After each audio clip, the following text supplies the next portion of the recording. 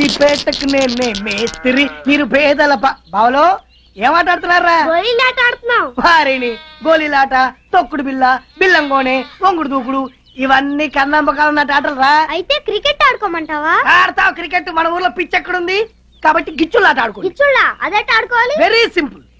అందమైన అమ్మాయి అలా వెళ్ళిపోతున్నప్పుడు వెనక నుంచి వెళ్ళి టైర్ కసక్కుని గిచ్చడం. వారిని ఎంకమ్మా, టైర్లు కార్లు కొంటాయి కానీ అమ్మాయిలకి ఎందుకు ఉంటాయి? ఓరి కాకరకాయ మొహోడా, ఇది నడువు అనుకో. ముందుకు పెరిగితే బొర్ర, వెనక్కి పెరిగితే టైరు. ఓ సదేనా, టైర్లు మా అత్తమ్మ కూడా ఉన్నాయి.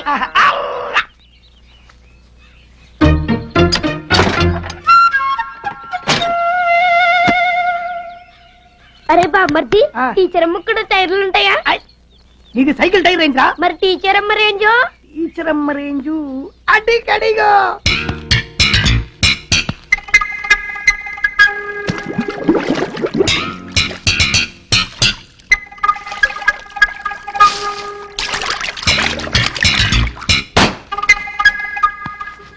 అరే బామ్మర్ది, రవణ గోడ దూకుతున్నాడేంద్రా? అది గోడ దూకడం కాదు, అదో రకమైన ఆట. ఆ ఆట పేరేంటి బామ్మర్ది? జంప్లింగ్ ఆట.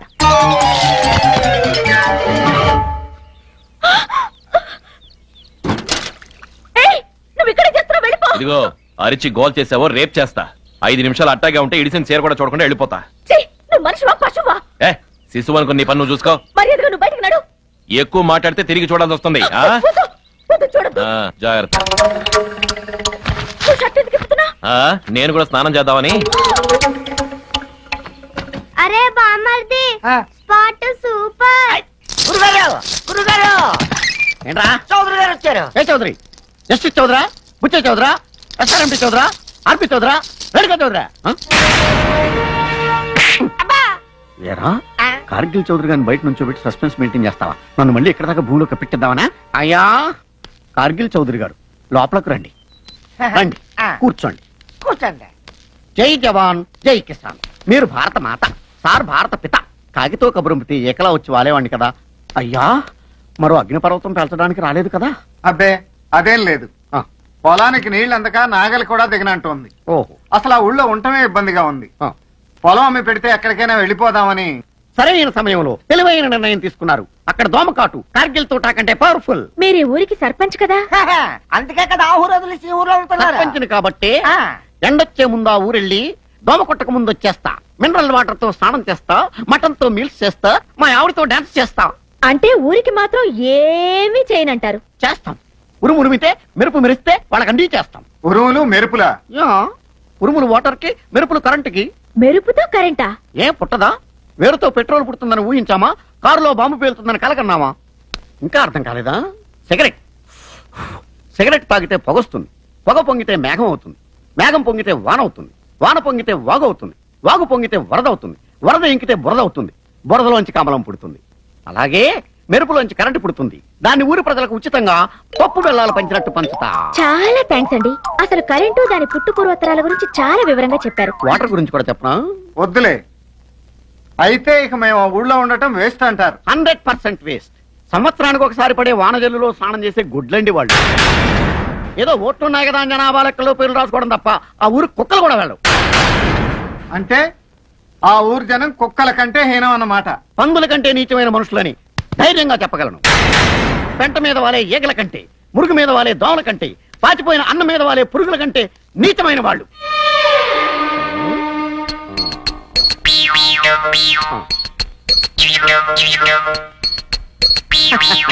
అని ఎప్పటికీ అనుకోవద్దు. నా గ్రామం కోసం నా ప్రాణాలు అర్పిస్తా. నా ఊహల్లో అది మరో ప్రపంచం, నా కళల్లో అది ప్రేమనగర్ 2. రాజకీయాలకు అతీతంగా అనపర్తి, వనపర్తి, కనపర్తిని మించిన పుట్టపర్తిని చేస్తా. ప్రతి ఇంటిని ఒక శబరిమలై చేస్తాను, ప్రతి వ్యక్తిని ఒక స్వామి అయ్యప్పను చేస్తాను. స్వామి కార్గిల్ వీరా వెళ్ళిపోతున్నారా? మీరుంటే బెటర్ ఏమో. మరి ఇందాక మమ్మల్ని అందరినీ కుక్కలన్నావు. అది వాడి ఫీలింగ్ అయ్యప్ప. మురుగు మీద దోమలన్నా అది వాడి మనసులోని మాట అయ్యప్పమ్మా. పాచపోయిన అన్నం మీద ఈగలన్నా అది వాడు అందామనుకున్న మాట. గంగా బెహన్ ఇది మీ ఫీలింగ్ చాలా స్ట్రాంగ్ గా ఉంది. మాకు తాగడానికి మంచి నీళ్లు లేవు, మాకు కరెంటే లేకపోతే నీకు టీవీయా?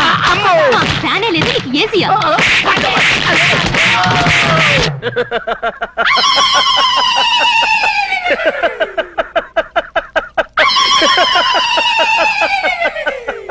అయితే ఇల్లు బీకి పందిరేశారన్నమాట. ఆయ్ పందిరి పాక అయింది, పాక ఏకయింది, ఏక నా పేక చుట్టుకుంది.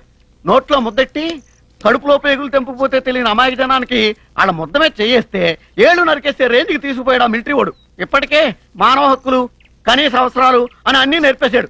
ఇంకా లేటు చేస్తే ఈ ముక్క మనదిరా, ఈ చెక్క మనదిరా, ఈ గ్లాసు మనదిరా, ఈ గొలుసు మనదిరా, ముక్క మనది, చెక్క మనది, గ్లాసు మనది, గొలుసు మనది, నడుమ నువ్వేందిరో నీ పిడికుడేందిరా అని మీ మీదకి వచ్చేస్తారు. అప్పుడు మేమైనా ఊరుకునేది? ఈ కత్తి మనదిరో, ఆ గుండె మనదిరో, ఈ పీక మనదిరో, ఆ కోక మనదిరో. కత్తి మనది, గుండె మనది, పీక మనది, కోక మనది. ఆ జనమేందిరో, నాడు మా మిలిటరీ ఓడేందిరో అని ఈ కత్తితో కసకస పొడి చేస్తాం. అబ్బా ఊరుకోండ్రా, జీవంత విషయానికి పాములు పుట్టంత చేస్తారెందుకు? ఆ రవిగాడికి కబురు చేయండి, వాడి కంపలో సామానంతా బయట పారేస్తాడు. చూడు కార్గిల్ సోదరా, ఈ కనిపించే వందల వేలాది ఎకరాలు మావే. ఇక్కడి నుంచే మా అధికారం ప్రారంభమవుతుంది, అహంకారం తలెత్తుతుంది. విడాకులు తీసుకున్న వాళ్ళకి భరణాలు ఇచ్చినట్లుగా విడిపోయిన నీ చేతికి 5 ఎకరాలు ఇస్తున్నాడు ఈ సర్పంచ్. ఒరే పోరంబోకు, చూపెట్టరా బంజరు. అదే అదే ఆడ కళ్ళతో చూపెట్టే చూడద్దు, చేత్తో చూపెట్టే చూడండి. ఆ కొండ మీకు ఇచ్చిన ల్యాండ్. నిన్నటి దాకా గన్నును ముద్దు పెట్టుకుని జై జవాన్ అన్నట్లుగా రేపటి నుంచి మన్నును ముద్దు పెట్టుకుని జై కిసాన్ అంటూ పల్లోకి దిగండి. అక్కడ వ్యవసాయం ఎలా చేస్తారండి? జోకులేమాకండి. మీ అన్నయ్య మంచు కొండలెక్కి పాకిస్తాన్ విరగొట్టొచ్చినాడు. ఈ చిన్ని కొండను పిండి కొట్టలేడా? దీంట్లో బంగారం పండించలేడా? పండించగలడు. ఆ కాన్ఫిడెన్స్ నాకుంది. జై జవాన్, జై కిసాన్. పోనీ అటువైపు ఖాళీగా ఉంది, అది వచ్చుగా. ఇవ్వకూడదు, అక్కడ ఎయిర్పోర్ట్ వస్తుంది. ఏంటి? విమానాశ్రయం. బస్సులేరా నీ ఊళ్ళో ఎయిర్పోర్ట్ ఎలా కడతారండి? ఏ కట్టకూడదా? పల్లెటూళ్ళు విమానాలు దిక్కకూడదా? పల్లెటూళ్ళు పట్టు కొమ్మలు అంటారు. కొమ్మలు కొమ్మలు అయి ఉండిపోవాలా? చెట్లు అవ్వకూడదా? కాయలు కాయకూడదా? పళ్ళు పండకూడదా? మనకు లేనివి కళలు కనడం తప్పు కాదు కదా. ఇప్పుడు మా ఆవిడుంది, చండాలంగా ఉంటుంది, కానీ రంభను, కాజోళ్లను, ఐశ్వర్యరాయను కళలు కని కాపురం చేస్తుంటాను. కళలు కనడంలో తప్పలేదు కదా. అలాగే ఇక్కడ ఎయిర్పోర్ట్ రావాలని కళలు కంటాం. నా కళ నే కంటాను. పోనీ ఇటు పక్కే వచ్చుగా. అస్సలు కుదరదు, అక్కడ హార్బర్ వస్తుంది. రబ్బరా వాడరేవు. సముద్రమే లేని చోటుకి ఓడరేవు ఎలా వస్తుంది? లేకపోతే తెచ్చుకుంటాం. ఇంతకుముందు మనకు స్వతంత్రం ఉందా? తెచ్చుకోవాలా? అలాగే సముద్రాన్ని కూడా తెచ్చుకుంటాం. ఎరా వెరీ ఈజీ. సముద్రం తెప్పిస్తే వచ్చేది కాదు, సృష్టితో పాటు పుట్టేది. పిచ్చి పిల్ల, 500 రూపాయల దొంగ నోట్లు సృష్టితో పాటు పుట్టినయా? మధ్యలో మనం పుట్టించుకున్నాం. అలాగే సముద్రం కూడా పుడుతుంది.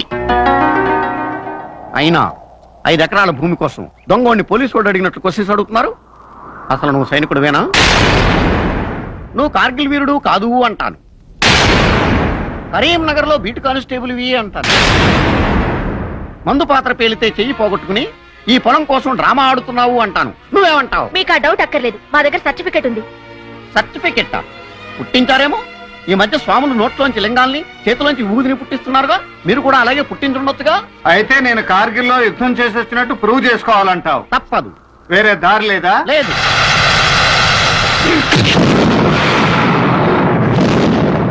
అయ్య బాబే, మా గురువు గారండి. కిందకి చూడు, కనిపిస్తాడు.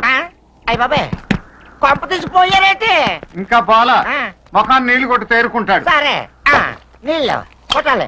అదే కాలిపోతుంది. కాఫీ కాలుతుంది. కార్గిల్ దెబ్బ అంటే ఇలా ఉంటుందన్నమాట.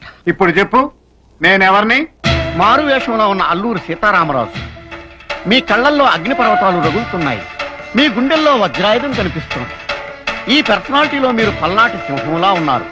ఈ ఊరికి మీరే మొనగాడు. కార్గిల్ యుద్ధంలో మహావీర చక్ర కూడా మీది. ఇప్పుడు చెప్పు, నా పొలం ఎక్కడుంది? ప్రస్తుతం నన్ను మీరు మీ పొలంలోనే పాతి పెట్టారు. ఈ పొలం అంతా మీదే. కార్గిల్ వీరా, నేను బయటికి ఎలా రావాలో చెప్పండి. ఏముంది, మెడకో తాడు కట్టేసి ఆ గుర్రబండి చేత లాగించేసేయి. మంచి ఐడియా ఇచ్చారు గురుగారు. మీరు ఇక్కడే ఉండండి, తాడు పట్టుకో.